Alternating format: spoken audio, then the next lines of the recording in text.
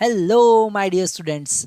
हम बात कर रहे हैं मैकेनिकल प्रॉपर्टीज ऑफ फ्लूइड। और फ्लूइड का मतलब ऐसे मटेरियल जो फ्लो हो सकते हैं, जिनका फ्लो पॉसिबल है, जिनके मॉलिक्यूल्स का रिलेटिव पोजीशन फिक्स नहीं होता है। ऐसे मटेरियल को, ऐसे सब्सटेंस को हम कहते हैं फ्लूइड, है ना। जनरली मटेरियल को हम दो कैटेगरी में डिवाइड कर सकते हैं, सॉलिड और फ्लूइड। और फ्लूइड में लिक्विड भी आता है और गैस भी आता है, पर यहाँ पर हम एक ऐसी प्रॉपर्टी देखेंगे केवल लिक्विड से रिलेटेड है। अभी तक जो भी हमने प्रॉपर्टीज देखी थी, जैसे हमने बर्नौलीज थ्योरम देखा, है ना। बर्नौलीज थ्योरम में डिफरेंट एप्लीकेशंस देखे, हमने विस्कोसिटी देखा, हमने स्टोक्स लॉ देखा, हमने टर्मिनल वेलोसिटी देखा। ये सारे कॉन्सेप्ट जो थे ये फ्लूइड से रिलेटेड है, मतलब गैसीय सिस्टम के लिए भी वैलिड है और लिक्विड सिस्टम के लिए भी वैलिड है। वाटर में भी विस्कस फोर्स लगता है, अपथ्रस्ट फोर्स वाटर में भी लगता है। और अगर हम गैस जैसे एयर की बात करें तो वहां पर भी विस्कस एयर ड्रैग लगता है ना। तो वहां पर रजिस्टिव फोर्स लगता है और लिक्विड में भी रजिस्टिव फोर्स लगता है। वाटर में अगर कोई बॉडी मूव करेगी तो उस पर रजिस्टिव फोर्स लगेगा, एयर में मूव करेगी तो भी रजिस्टिव फोर्स लगेगा। पर यहाँ पर अब जो नेक्स्ट प्रॉपर्टी हम देखने वाले हैं वो केवल और केवल लिक्विड की प्रॉपर्टी है, उसे हम कहेंगे सरफेस टेंशन। तो मेरे प्यारे बच्चों, आज हम स्टार्ट कर रहे हैं सरफेस टेंशन। अब ये सरफेस टेंशन क्या है, इसको समझने के लिए हम सिंपल सा कॉन्सेप्ट देखेंगे।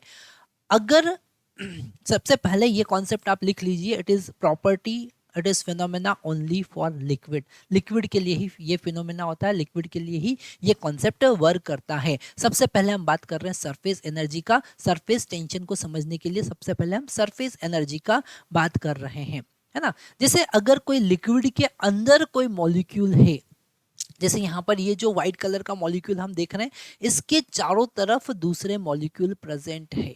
लिक्विड के अंदर, अंदर वाला कोई मॉलिक्यूल हम देखें तो चारों तरफ के जो मॉलिक्यूल हैं वो इसको अट्रैक्ट करेंगे, ठीक है। तो इक्वल फोर्स से अट्रैक्ट करेंगे। ये जो मॉलिक्यूल होगा ये बैलेंस कंडीशन में होगा। कैसे कंडीशन में होगा? ये मॉलिक्यूल जो है वो बैलेंस्ड मॉलिक्यूल है, बैलेंस्ड कंडीशन में होगा, क्योंकि चारों तरफ से एक जैसा फोर्स लग रहा है। पर अगर वहीं हम सरफेस के मॉलिक्यूल की बात करें तो आप देख सकते हैं कि जो जो आसपास के मॉलिक्यूल है, वो मॉलिक्यूल उसको या पार्टिकल्स जो है वो उसको अट्रैक्ट कर रहे हैं, पर ऊपर कोई मॉलिक्यूल प्रेजेंट नहीं है तो वो उसको अट्रैक्ट नहीं करेगा, वो केवल नीचे के मॉलिक्यूल से ही अट्रैक्ट हो रहा है। तो ऐसा मॉलिक्यूल जो है वो अनबैलेंस्ड है। ये मॉलिक्यूल कैसा है? अनबैलेंस्ड मॉलिक्यूल है। जस्ट ये मॉलिक्यूल कैसा है? अनबैलेंस्ड मॉलिक्यूल है। Okay, unbalanced. अब अनबैलेंस्ड है मतलब कि कोई एक्स्ट्रा फोर्स वो फील करेगा, ठीक है, जिसे हम कहते हैं सरफेस टेंशन। जिसे हम कहेंगे सरफेस टेंशन। तो आप लिख सकते हैं कि जो सरफेस के मॉलिक्यूल हैं, this molecule are unbalance condition, are in unbalance condition. तो हम यहाँ पर कुछ पॉइंट्स लिख लेते हैं, ठीक है। हम पहला पॉइंट यहाँ पर लिखेंगे, surface molecule, surface molecules are in unbalanced condition, in unbalanced condition। Surface molecule कैसे होंगे? अनबैलेंस कंडीशन में होंगे। मतलब कि वो एक एक्स्ट्रा फोर्स कुछ न कुछ फील करेंगे। अनबैलेंस है मतलब नेट फोर्स जीरो नहीं है ना। नेट फोर्स जीरो नहीं है, इसका मतलब वो कुछ न कुछ एक्स्ट्रा फोर्स फील करेंगे। They are always some kind of tension. Okay, they are always in a tension, in a tension is called surface tension, is called surface tension. उसको हम क्या कहेंगे? उसको हम कहेंगे सरफेस टेंशन। वो हमेशा किसी न किसी टेंशन में रहेंगे, हमेशा कहीं ना कहीं अपने सरफेस एरिया को मिनिमम करने की कोशिश करेंगे। तो यहाँ पर, है ना, अनबैलेंस है तो बैलेंस होने की कोशिश करेंगे। बैलेंस कैसे होंगे? अपने सरफेस एरिया को मिनिमाइज करके। तो दे ऑलवेज ट्राई। तो हम यहाँ पर लिख सकते हैं लिक्विड की वो प्रॉपर्टी जिसके कारण वो अपने सरफेस एरिया को मिनिमम करने की कोशिश करता है, that is called surface tension. Okay, क्या लिखेंगे? हम लिखेंगे liquid, liquid having property, okay, property to minimize, to minimize minimize its surface area, to minimize its surface area, अपने सरफेस एरिया को मिनिमम करने की कोशिश करेंगे. That property is called, that is called surface tension. इसको हम क्या कहेंगे? Surface tension.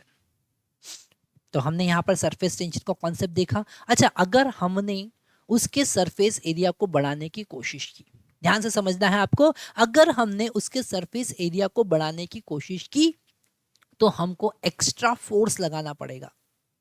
ओके, हमको उतना ही फोर्स लगाना पड़ेगा जितना सरफेस टेंशन लग रहा है. अगर हमने फोर्स लगाया तो हमको कुछ वर्क करना पड़ेगा to increase the surface area, that is called surface energy. उसको हम क्या कहेंगे? Surface energy. तो आज हमारा जो टॉपिक यहाँ पर हेडिंग लिखा हुआ सरफेस एनर्जी का क्या मतलब है, तो आप क्लियर देख सकते हैं. क्या देख सकते हैं? Whenever we try to increase, okay, we want to increase the surface area of any liquid, we have to do some work. That work is stored in form of potential energy into the liquid, that is called surface energy. उसको हम क्या कहेंगे? surface energy. ये point भी बिल्कुल आपको लिख लेना चाहिए. ठीक है, to increase the surface area of any liquid. मेरे प्यारे बच्चों, यहाँ पर ये पॉइंट बहुत इंपॉर्टेंट है जो आपको याद रखना है. It is property of only liquid, and if you want to increase the surface area of any liquid, this is property of liquid. Surface area of liquid, then work done, जो भी हमारा work done होगा, work done by external agent. हम क्या है? External agent है, system के बाहर है. External agent, work done by external agent, store in form of energy, energy के फॉर्म में वो स्टोर हो जाएगा, इज कॉल्ड सरफेस एनर्जी. उसको हम क्या कहेंगे? surface energy कहेंगे, is called surface energy. So these are very important point that you have to learn here. Okay, if you try to increase the surface area of any liquid, we have to do some kind of work against the surface tension. Surface tension के against हमको काम करना पड़ेगा. That is stored in form of potential energy, that is called surface potential energy of the system. It is kind of potential energy. Okay, that is stored, and if you are decreasing the area, definitely some amount of energy released by the system, released by the liquid.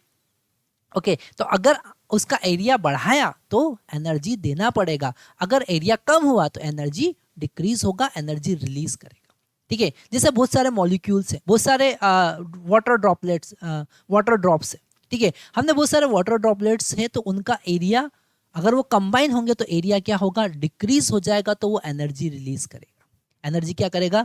Release करेगा. अगर आपने एक बड़ी water droplet को छोटे part में divide कर, जैसे स्प्रे, ठीक है, स्प्रे, तो एनर्जी वहां सरफेस एरिया इंक्रीज हो गया है ना, तो एनर्जी गेन करेगा, और एनर्जी के बिहाफ में वो टेम्परेचर डिक्रीज करेगा. जो उसका हीट एनर्जी है वही उसके सरफेस एनर्जी में कन्वर्ट हो जाएगा. इसलिए जब स्प्रे का हम यूज करते हैं तो बड़े वाटर ड्रॉपलेट को छोटे पार्टिकल्स, छोटे ड्रॉपलेट्स में जब हम कन्वर्ट करते हैं तो सरफेस एनर्जी गेन होता है और टेम्परेचर डिक्रीज हो जाता है, इसलिए वो ठंडी लगती है. ठीक है, जब आप स्प्रे करेंगे तो वो जो स्प्रे लिक्विड निकल रहा है वो आपको ठंडा लगेगा. क्यों? क्योंकि सरफेस एनर्जी इंक्रीज हो रही है, टेम्परेचर डिक्रीज हो रहा है, हीट एनर्जी से वो एब्जॉर्ब करेगा. ठीक है, तो ये छोटे कॉन्सेप्ट आपको समझना है. यहाँ पर हमने सरफेस एनर्जी के कॉन्सेप्ट को देखा. सरफेस एनर्जी के कॉन्सेप्ट को और हमको अच्छे से समझना है तो हम यहाँ पर एक छोटा सा सरफेस लेंगे लिक्विड का और उसकी सरफेस को इंक्रीज करेंगे. ओके, तो हमको नेक्स्ट इसका डेरिवेशन देखना है.